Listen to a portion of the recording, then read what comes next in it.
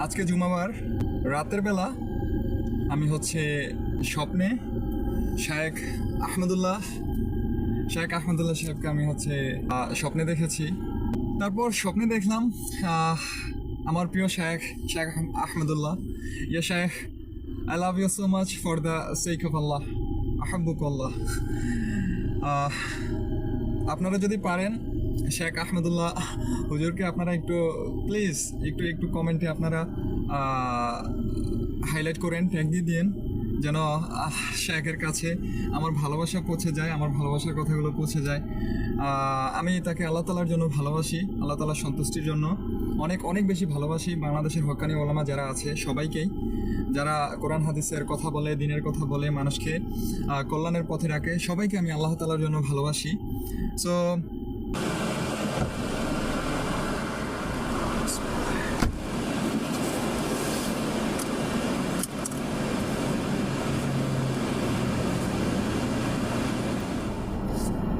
আসসালামু আলাইকুম রহমতুল্লাহ।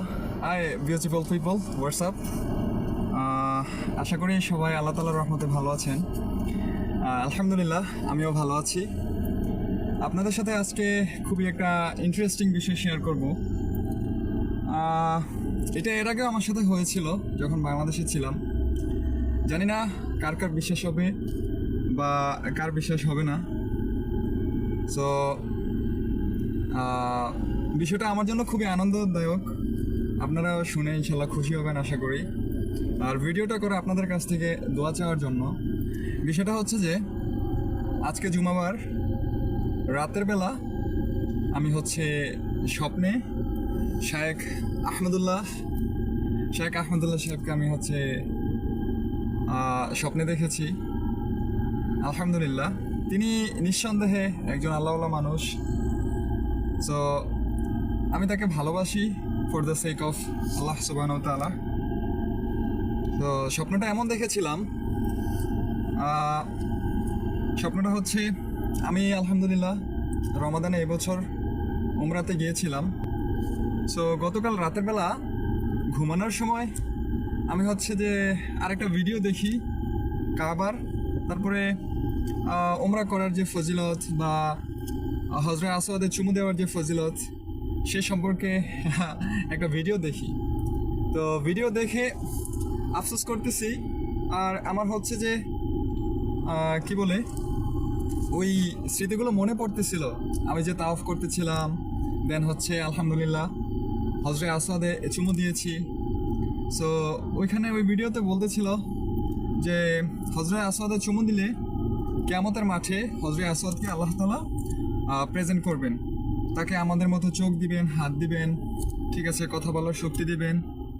এই হজরত আসওয়াদে যারা চুমু দিয়েছে তাদেরকে ধরে ধরে আল্লাহ তাআলার কি বলে মেহেরবানিতে তাদেরকে জান্নাতে দিবেন।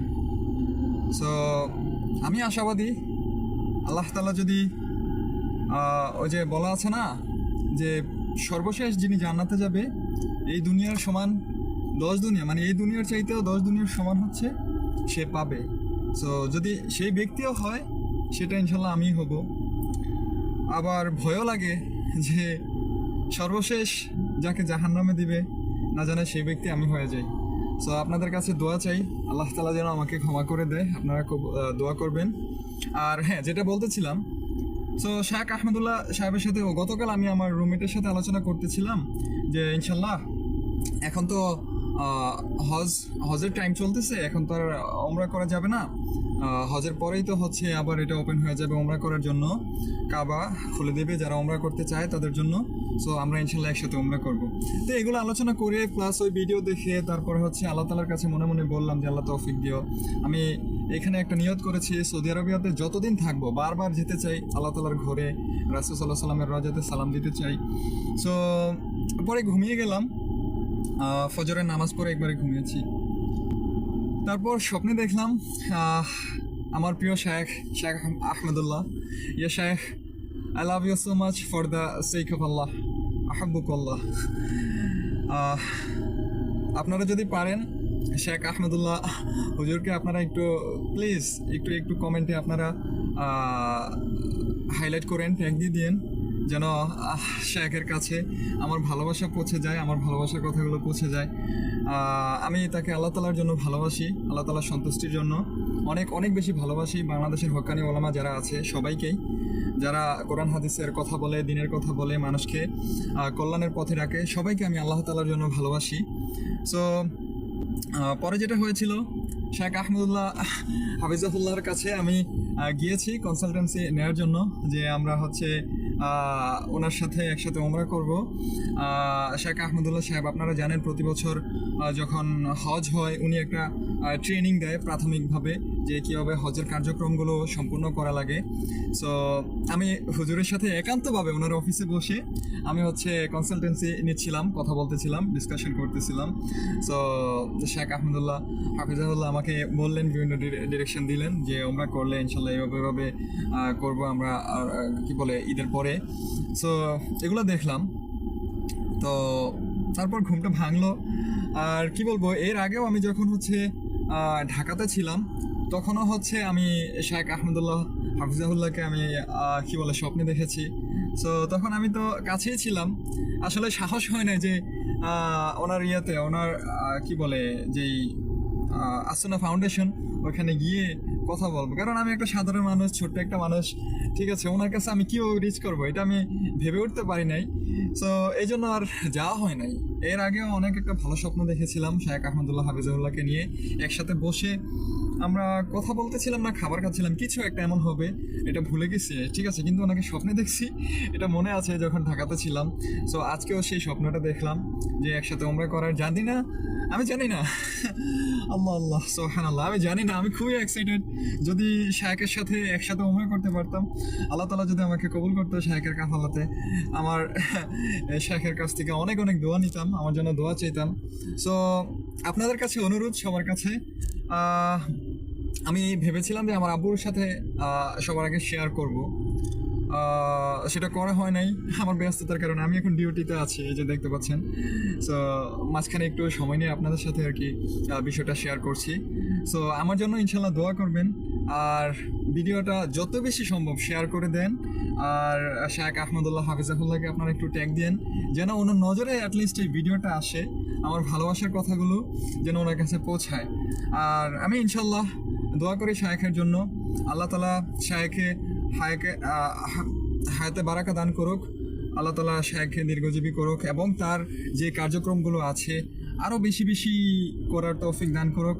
আমার মতো নগণ্য বান্দা তার কি বলে শেখ আহমদুল্লাহ হাফিজাহুল্লাহর ফলোয়ার স্বভাব নাই, হয়তো আমি খুবই ক্ষুদ্র মানুষ, ছোট মানুষ, ওইভাবে পরিচিত না বা কোনো কিছু নাই আমার। তো আপনারা যদি একটু শেয়ার করে দেন, যদি শেখ একটু যদি ওনার নজরে আসে, মানে আমি খুবই আপনাদের কাছে থ্যাঙ্কফুল থাকবো, খুবই ঋণী থাকবো। আপনারা প্লিজ কাইন্ডলি যারাই আছেন, আপনারা যে কজন আছেন আমার ফেসবুক পেজ বা ইউটিউব চ্যানেলে, আপনারা একটু আমার জন্য একটু কষ্ট করে এটা করেন। আর ইনশাল্লাহ এখন তো শেখ দেশে আছে, সৌদি আরবে আসলে সুযোগ হবে কিনা জানি না, আল্লাহ তাআলা যদি আমাকে হায়াতে তৈয়বা দান করে জীবিত রাখে, ইনশাল্লাহ আমি শায়েকের সাথে দেখা করব। এবং এই ভিডিওটা আজকের দিনের যদি নাও পৌঁছায়, আমি তখন গিয়ে যেভাবেই হোক আমি শায়েককে বলবো এই কথাগুলো। আমার জন্য সেই দোয়া করবেন, আল্লাহ তাআলা যেন সেই তৌফিক দান করে, এবং গোটা মুসলিম উম্মাহকে যেন বেশি বেশি হজ উমরা করার তৌফিক দান করে।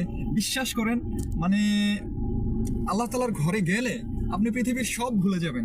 ওই জায়গাটা এত সুন্দর, যত কঠিন হৃদয়ের মানুষ হোক না কেন, ওইখানে চোখের পানি যে ধরে রাখবে, ইটস নট পসিবল, টোটালি আবাদ, একেবারেই না, এটা সম্ভবই না যে চোখের পানি ধরে রাখবে। তো আমি সবার জন্য দোয়া করি আল্লাহ তাআলার কাছে, রবে কারিমের কাছে। আমি যে বসে আছি সোজাই হচ্ছে আমার কাবা। সো আল্লাহ তাআলা যেন সবাইকে তার ঘরে মেহমান হিসেবে কবুল করে নেয়। আমরা যারা গিয়েছি বারবার যাওয়ার তৌফিক দান করুক, আমাকে যেন আল্লাহ তাআলা হজ করার তৌফিক দান করে। আপনাদের কাছে দোয়া চাই, সবাই আমার জন্য দোয়া করবেন, আমি আপনাদের সবার জন্য দোয়া করছি। আল্লাহ তাআলা সবাইকে কবুল করুক। ইয়া হালা মা আসসালামু আল্লাহ ইয়াস্তার আলাইকুম।